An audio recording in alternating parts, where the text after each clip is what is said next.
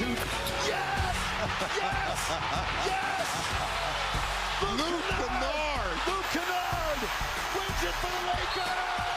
Welcome to the Lakers show, Luke Kennard. Welcome to the Lake Show.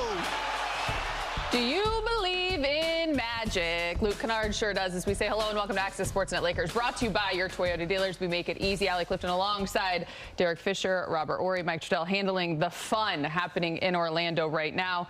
The good times, they keep on rolling for the Lakers, who have now won their 9th straight. They are 22-6 now in the clutch, guys. They've won 12 of their last 13, not to mention are 4-0 on this current 6-game road trip. Derek, I'll start with you. Biggest takeaway out of this one? I mean, so many takeaways. We had a full hour. We'll get to the other ones. You know, the basketball gods are real. They really are. And sometimes when you're not bringing the right spirit, but this team, with the role that they're on, a lot of the points that Rob mentioned pregame about their connection, their chemistry, their camaraderie, they're enjoying playing basketball together. Good things just start happening, even though you need some luck. You need the ball to bounce your way. You need a... And those bitch came in and put them up, and then all these other things happen. And then you look at the plus minuses, and you say, okay, all the starters for the Lakers were positive. All the starters for the Orlando Magic were negative. And why was this game so close? It's because of the bench. And I think because they had, I think they had 9 3-pointers in the first half. They only allowed Orlando 2. So it's the little things that allowed them to climb back in this game, but more importantly, believe in themselves, and that's what happened down the stretch. We obviously have to go to that final possession there for Luke Kennard, and I think, too, back-to-back incredible ATO possessions, which makes a head coach very happy, I'm sure, if you're J.J. Redick in this moment. But as two clutch shooters yourselves, I mean, heck, that is your nickname, right? What does that take? What's that moment like for Luke, especially the newest Laker? Hasn't been here long. You know, when you're a shoot, and you think about Luke Kennard, he's one of the best shooters in the NBA, and you stand out there wide open, and there's no other choice but to knock that down. I think for him, that's probably the best shot and the cleanest shot he's had in a long time. Look at it. Look how wide open he is. He could have ate a sandwich before they got out there. And I think for him, being that is a vote of confidence, because you think about, he just said in his interview, he hadn't been shooting all that. You know what I like best out of the happiest guy is the oldest guy. You see it in those videos right there. I don't think LeBron wanted to let him go. He was just hugging. That shows you how the passion and the love he has for this game. You know, you can see some people at this moment and say, oh, can I hug you once? Let's go to the locker room. But he's still like that. That's the child joy he has for this game. And I love seeing things like that. He's choosing to stay in the moment with everything, even when he's on the golf course, staring a gator down. I don't know if you guys saw that video. That was just from yesterday. I do want to say this really quick because J.J. Redick has sat down, but I heard you guys talking in the pregame, and you mentioned body language and what you're seeing, especially during this stretch. It's one thing to be on this streak and experience the winning and the magic that they are right now, but for a player like Luke Kennard, who you know you're going to need if you want to go places when it matters most in the postseason, for this team to see that kind of celebration and reaction, what does it tell you moving forward about the position that they're in right now? That there is trust within the group, you know, a willingness to just make the right basketball play. It's something that the coaching staff focuses on daily. They talk about it daily, and they've played the game that way. Yeah, Luke Kennard in that situation is wide open. Marcus does have to throw it to him, but if LeBron had been driving the basketball and 2 guys were on him, he would have thrown a hook pass back to Luke Kennard for that shot as well. It's very similar to the pass LeBron made to Rui in the corner in Toronto when he could have gone for the double-digit streak. And so all season long, in these moments, they've just tried to play that's needed for the team. And that trust, even sometimes when things don't work out or the ball doesn't go in, the trust is what will take them into April, May, and June, because they've been building on that all season. You know, sometimes when you sit in the second chair and someone takes your word, because I was going to say trust, too. That's the first thing that came to my mind.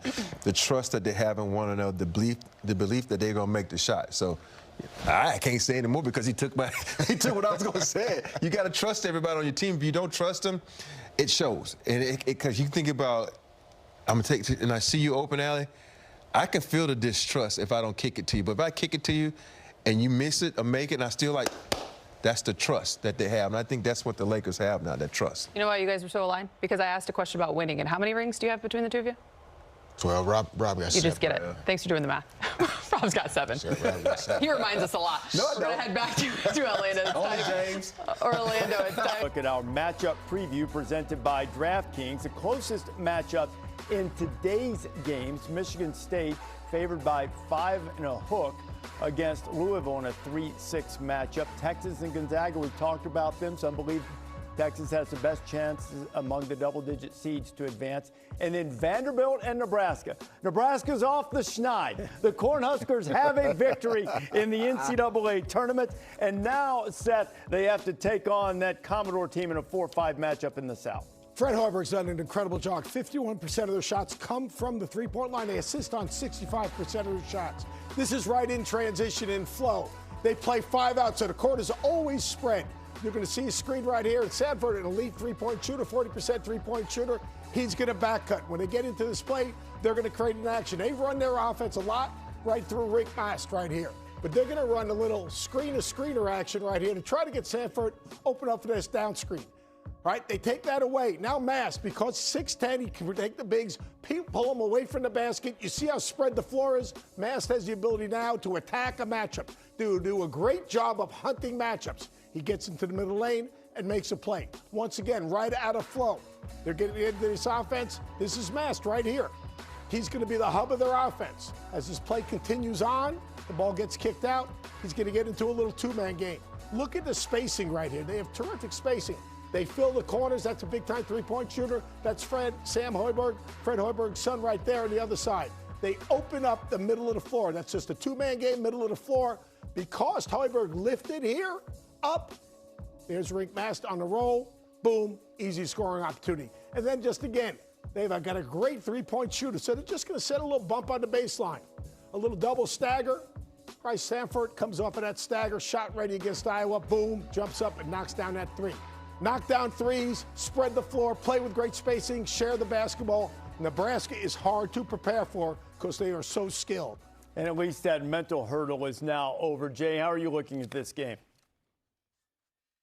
Well, very similarly. I mean, Nebraska is going to have to make threes in order to beat Vanderbilt. And Vanderbilt's got great guards. They're sort of a mirror image, these two teams. Neither team has tremendous size, but they've got big guys that are good, and they can play out on the perimeter, especially Rick Mast. And I agree with Seth. Like, Rick Mast is a real difficult matchup because of his ability to pass, and he can put the ball on the deck, and he can knock down a 3 himself. But I think rebounding is going to be a big deal. Number one, Vanderbilt cannot leave Bryce Sanford. I mean, he had 7 threes in the first round. He can shoot it off the catch. He's got deep range, but I think you have to play 4-on-4 and basically just face guard him. And then long rebounds are going to be an issue because Vanderbilt gave up 16 offensive rebounds to McNeese. And so they're going to have to really get on the glass and limit Nebraska to 1 shot, because if there's an offensive rebound, Nebraska is hunting for offensive rebound kick-out threes, and those can be devastating. I agree with both your points. I think one of the things that could be interesting in this game, considering that there are a lot of threes and the guards and the spacing, right? Obviously, Sam Hoiberg is a big-time defensive player, probably having the likes of guarding Tyler Tanner or Duke Miles. But, Vandy averages around 19 free throw attempts per game, too. So they do attack. So I think at times Nebraska can become a little bit, filled with shooting a lot of three-point shots where Vandy can slow it down. Actually, it's not going to be slowed down, but actually get to the free throw line and get more points in the paint.